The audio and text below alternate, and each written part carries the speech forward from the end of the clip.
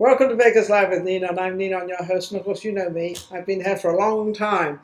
We're going into we're already in our 7th year, so things are going pretty good. I have Dr. Phineas with me. I had him on my show. I had him on my show, I think it was probably about 3 or 4 years ago now. Yes. The show's been going for so long. That's right. And all of a sudden you sort of contacted me as usual. They all come, Ninon, how are you? What do you do? Well, normally when you get that phone call, it's like, I want to come back on your show. Actually, I just want to see you. I think you're so gorgeous.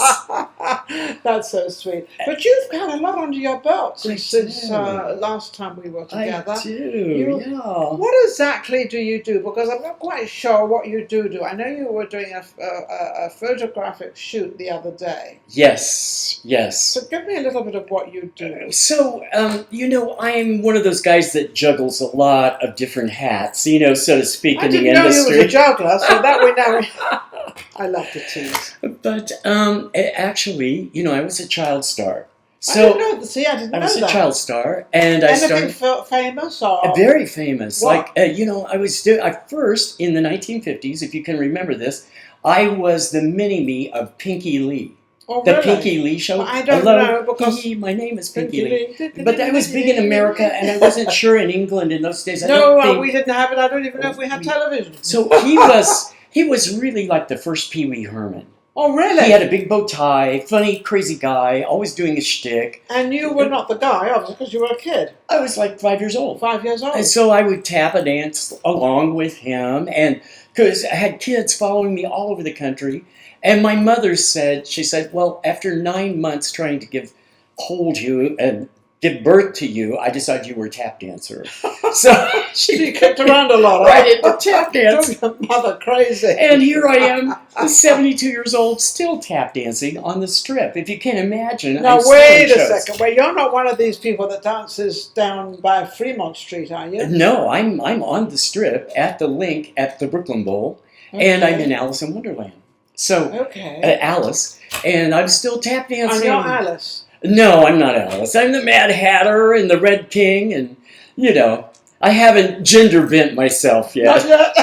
It's a temptation. He's not picking up on my jokes, I'm telling you. He's not fine. Come on. He looks as mad as a man. I swear, we had so much fun the other night. Yes. Ninon and I have been sneaking out on town together. Well, actually, it was something that fell into my lap, and it was a couple of tickets for the Love. What do they call it? The Love? The Beatles. The Beatles Love Show. The Love Show. I've often looked at it and thought, coming from England and knowing the Beatles, and I knew the Beatles when they first came out. Yeah, exactly. They were in London, and we were on Green Street. Exactly. And so I've never seen the show, so I've got this idea in my head about the show. Yeah. Well, the show was nothing like I thought it would be. No, it's completely... It's a theatrical... There's tremendous extravaganza. Extravaganza. Oh my with gosh, maybe 70 people on stage all dancing, 70 stilts and colours and aerial up hair and twirling around and twisting and everything. And what comes into it is the music. The music, all the Beatles music, which we were singing on the front row. Hang on a second. So the embarrassing moment comes because we're both in the entertainment business. So the embarrassing moment, and we're sitting second row from the front. So I'm kind of practically on stage. I'm like still touching them.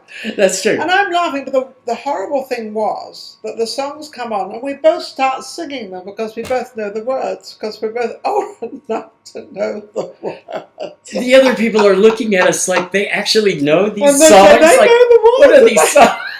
We're singing Lucy in the Sky with Diamonds, All You Need Is Love. And the cast is waving at us like we've just become part of the cast. But I knew a lot of them in it because they've been on my show. So when with the whole thing through, the people behind said, "Oh, you must be very well known." And I'm looking at her, I said, "Well, kind of." I wasn't going to go into that. But that was a fun time. Now, before all that, you were doing a film thing. You were doing a photography thing for... Well, yes. So where that child star thing went was appearances on Gunsmoke. I was on Bonanza. As a child, Lassie. Yes. So I was all over the place, making these appearances. Mm-hmm. And then as I got older, I went to the American Conservatory Theater in San Francisco, Yes. and did 2 seasons like as Christopher Wren in Mousetrap by Agatha Christie. So did you get called for these spots and to do these different things because of your dancing and your attitude and your outgoing personality, which is... You know, I was a guy working with Walt Disney when I was 5 years old. So everybody knew me in the industry, Yes, you know, in LA. But normally when you're a child star, it's very difficult to continue. It is. You know, when you grow up, well, you know, and nobody wants you anymore it's because true. you're no longer the child. So how did you manage that? So I moved to San Francisco and I went to UC Berkeley where I was studying theater and archaeology. Okay. And I ended up getting a PhD in archaeology, if you can imagine. No. On top of to be honest with you. all the rest of this. The tap dancer. Hanging out at ACT. And I was doing a lot of fashion modeling in those days for Dior, and eventually for Versace. But you just did a thing for Versace. I'm still working for Versace 50 years later. I'm still modeling. And it was so amusing to me because I was 6 feet tall, thin. And so Sabina, the great agent, saw me and she said, let's send this guy to Milan. I started working in Milan. And Jimmy Gourmet came up to me, I'll never forget. And he said, well, enjoy it now, Doc, because when you're 28 years old, you'll be over. This will all be over. I love when people say that. I love it when people say I sent that. him tapes of me when I was on Night Rider. You better send him a tape of the other night. Let him know you're still alive. Here I am, 72, ready to kill it. Now, people like us, You're we just going get to find better out how like old wine. I am later on. We just I've got a get... big break coming up later on, so don't forget, stay tuned, because I've got something really, really big to talk about. But don't you feel like you're at your best right now? I feel like I'm at my I best. always feel I'm at my best. There is no... I've had such an incredible life. That it's always, every day has been at my best. Exactly. I live, you know, people have have something, a destiny, I guess what you call it, and there's a journey to that, whatever they're trying to get or do, and they forget to live from here to there, and I don't do that. I live every single day is a day, and it's a beautiful day, and sometimes it's not so beautiful, but that's just how it is, because if you have, everything's good all the time, how are you going to make yourself any better? You can't. Yeah. So you have to have these sort of tragedies or these moments, I call them moments in time. And they're all moments in time. So you've had many moments in time. I have. It's been amazing. And so when are we getting married and drive the world crazy? I think we should. I really... Have you ever been married? I have not. No.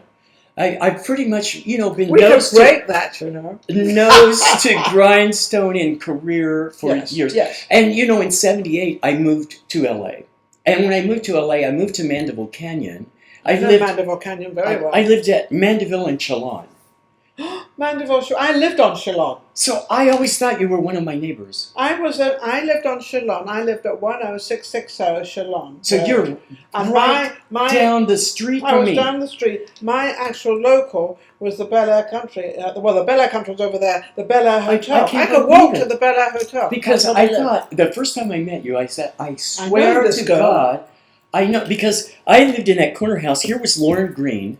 Yes. Here was Sandy Dennis. Yes. Across the street was Greer Garson. Yes. And 3 doors down was Esther Williams. Well, Esther Williams used to come to my house all the time. I knew Esther Williams. She came to my house and I went to her house. Sorry about Esther Williams. Esther Williams is so upset. She said, Ninon. I said, what's the matter?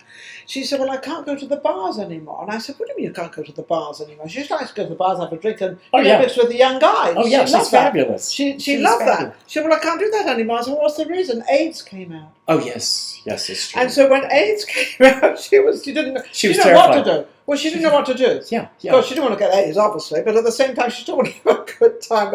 But that was her thing, and she said, but what a woman. But I saw her all the time. And, when you live where we lived, in that, and they come over to my house for tennis. And then I used to drive around in my off-white Rolls Royce that I had. I think I saw you in that. You probably did. I drive. That was my car. It was a fabulous life. And of course, that was when I was married too. I was married to the greatest man in the entire world. And I remember Esther came over to my house one day and she goes, well, have you met my son Lorenzo?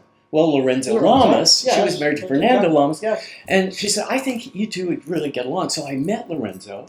And he said, well, Doc, I want you to come on Knight Rider. So then I was on Knight Rider. And Lorenzo and I, we made so many movies for HBO, like Out for Blood. 1 and 2. I'd be running down a runway, jump out of a helicopter. And my sister would go, I think I'm going to disown you because You're on HBO 1, 2, and 3 right now, all with an Uzi. Talk about chasing people from a helicopter. It was like, because we were doing kickboxing movies and all kinds of this is stuff a like funny that. thing. It's crazy. The funny thing with this guy, I don't push people of who I am, what I am, and what I've done. I just never do that, and neither do you, because I've never known all these things you're telling me of what you've done and do. I never knew that. I was counted as another guy. I mean, I think people do, but no, people don't. People, oh, you're a movie star. Oh, you're this, and it's not. And it's just a matter of having another job. It's a job. It's just a different job. One's in entertainment, and one's an accountant, and one's in real estate, and but it's just a job. It is a job. You know, I was just working on a movie. Here I am, 72. I'm still out there, and we're shooting out in Jean. So we're out in the middle of this desert riverbed. Heat. It really bad heat. And here we drive in with all these trailers. We look like a covered wagon. You know, I've got my trailer, and there's probably 150 people, you know, making this movie happen. Of course. We come together for a week. It's very intense. I've been in costumes. I'm sweating like a dog. I'm running out there. You're still doing the job. Doing my scene with these guys, looking right in their eyes, doing the scene. Then we pack it all up like a carnival, move to the next location. I may never see these people again. But that's what it is. And I don't think people realize the film industry, it's not this glamour. It's not glamour at all. And I can tell you, I've been on many a set. It is not. You could be on a set 12 hours and nothing happens. 33 takes in 105-degree weather. Yeah. And my, my director's saying, okay, Doc, could you say that like Elvis Presley? Oh, yeah, thank you very much. Thank you very much, yeah. No, I changed my line, you know, to do Elvis Presley. Get into character. Okay, now can you say the line like Pee Wee Herman? Okay, yeah, like, take a bit back. You know? What else can you do?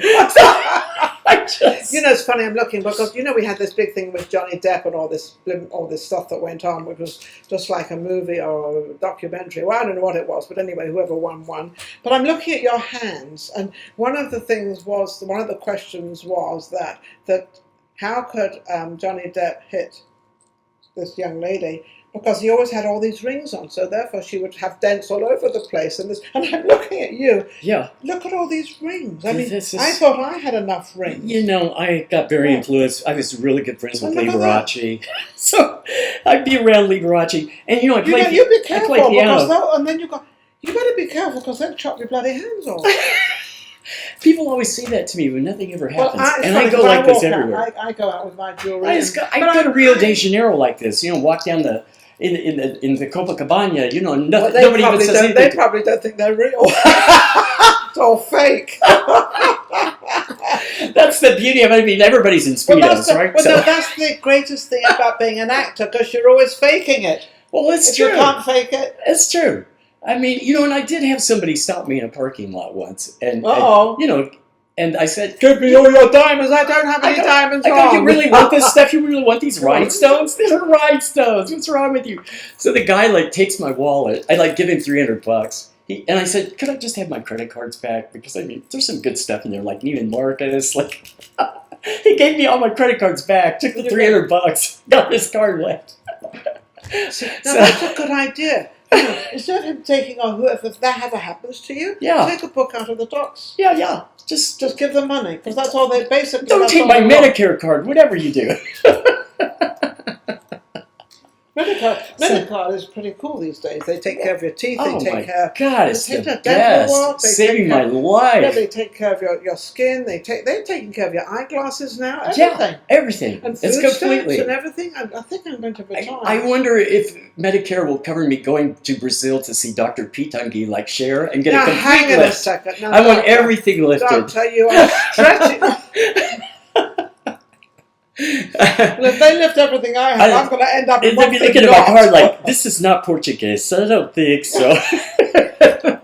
A lot of people go to Mexico for a lot of stuff. Oh, yeah, everybody. They're stars are always asking me, would you go with me to Tijuana? And I think your lips, I'm looking at their lips. It sort of looks like Daffy Duck. I'm thinking, you know, I don't think I want to go. Fortunately, I don't need my lips doing. These are mine. I don't need. Yeah, I really like my lips. The last thing I want them any bigger. If anything, I'm trying to shrink them. I can't even look at some of those lips in Hollywood. You know, like. So, Doc, what have you got coming up? Well, what I've got coming out, one thing I have a present for you. So this is my new book, Lovely, which doesn't is it? from Love India presents. with Love. From India. So it's Oh, all I my haven't- travels in oh. India that I've made. I've been there 20 times. So I'm obsessed with India. Have you traveled the world a lot? I have 120 countries. 120 countries. Mhm. And which was your best? Well, I would say... Don't say America. No, it's not. My best is either India, Japan, or Morocco. Those are three places I think Morocco's beautiful.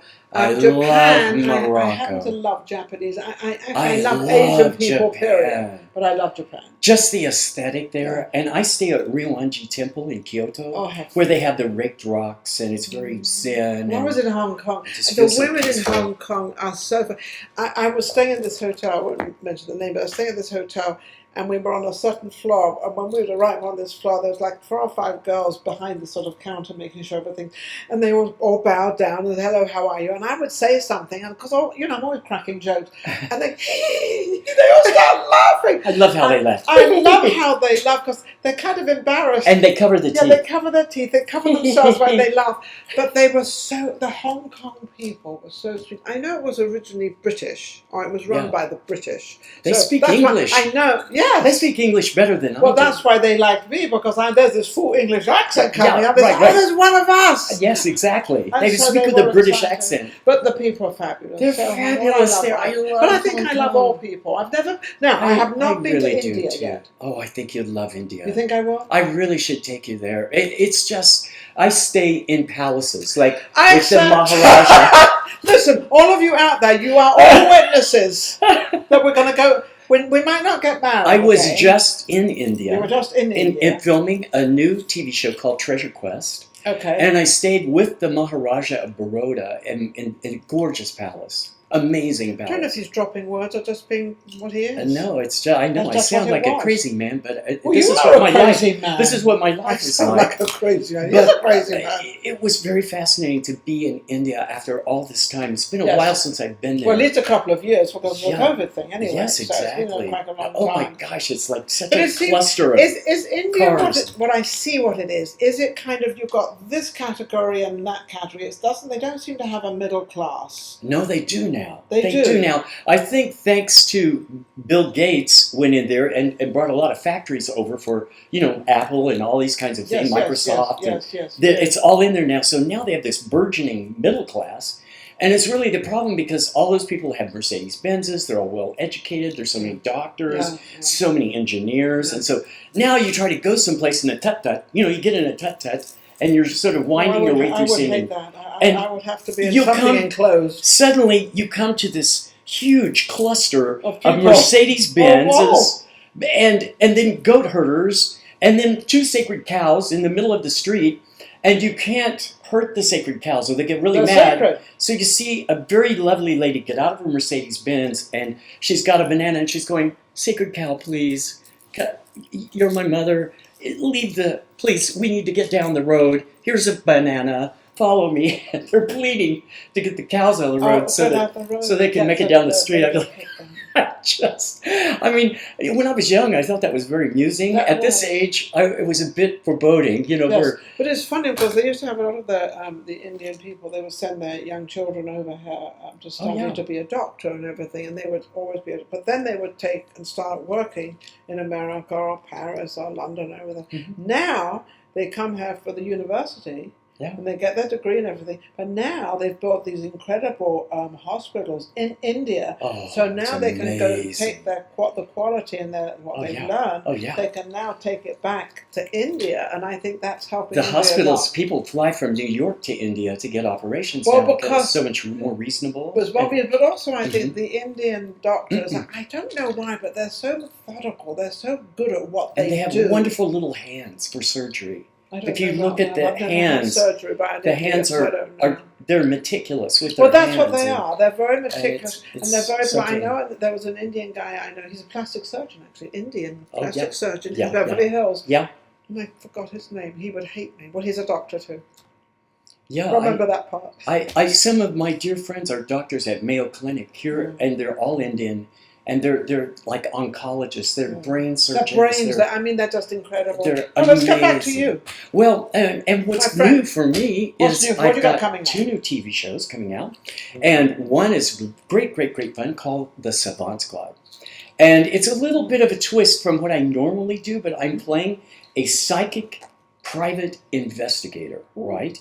And this is a guy who goes into homes that are seriously haunted. Now, are you going to be dressed like this, sort of? Because you always kind of dress... This I wear because, you know... these little whiskers, right? I'm the face of Versace for a lot of television ads. I'm the face of Virgin Airways. So this is my Virgin Airways look when I do Virgin Hotel ads on TV.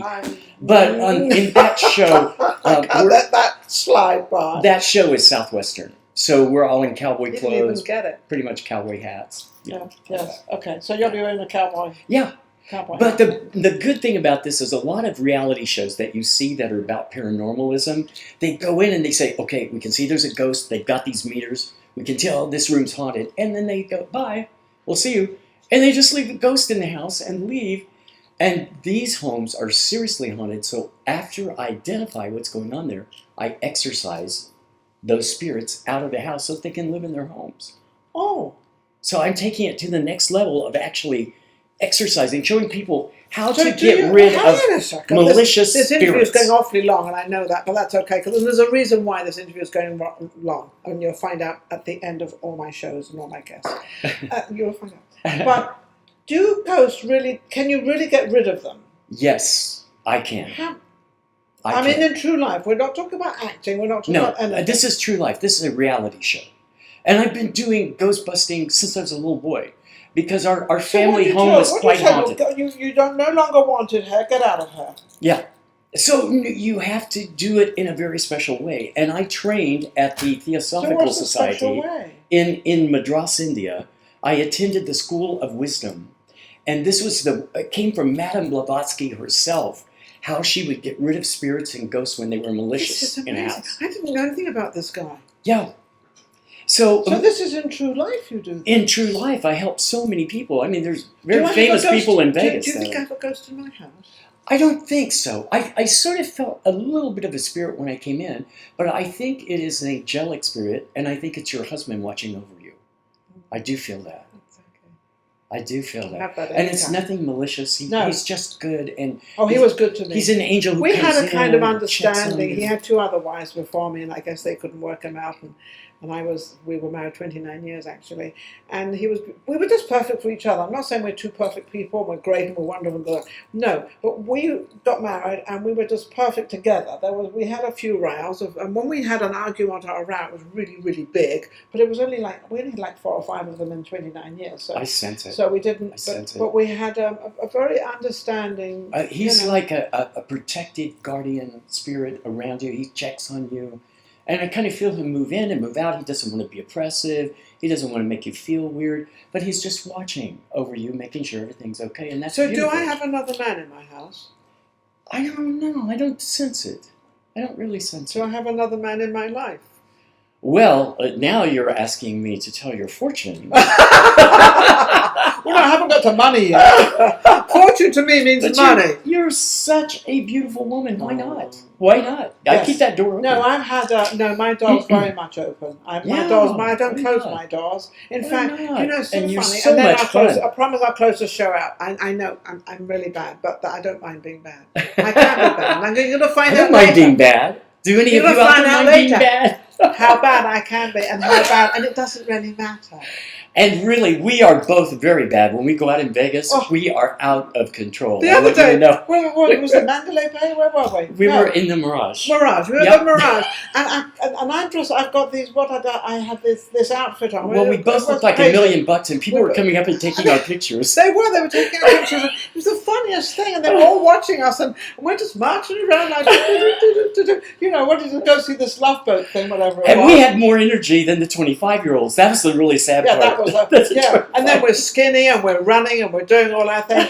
Okay, Doc, I'm going to close out. I promise. This was so much fun. Thank you. How can anybody reach you and give you more parts and doing all this cruise? Please. Well, I am there in almost every social media. So on Facebook, you can reach out. Just look for Doc Phineas, DocPhineas. And there's my new book, which is called From India with Love.